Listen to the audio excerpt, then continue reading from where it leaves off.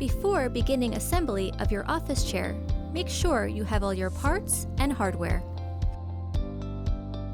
Firmly insert the gas lift into the base, then place the cover over the gas lift.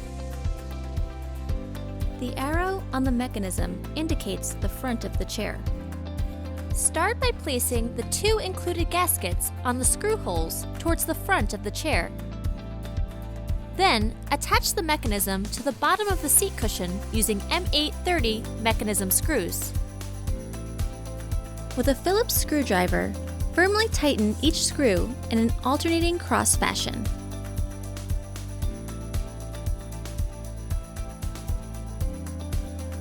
Secure the backrest onto the seat cushion using M630 screws. Attach the arms to the bottom of the seat cushion using M625 arm screws.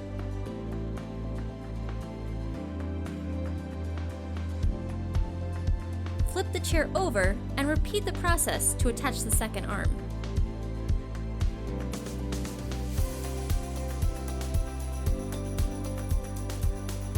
Firmly place your seat onto the gas lift. Attach the arms to the backrest using M836 screws.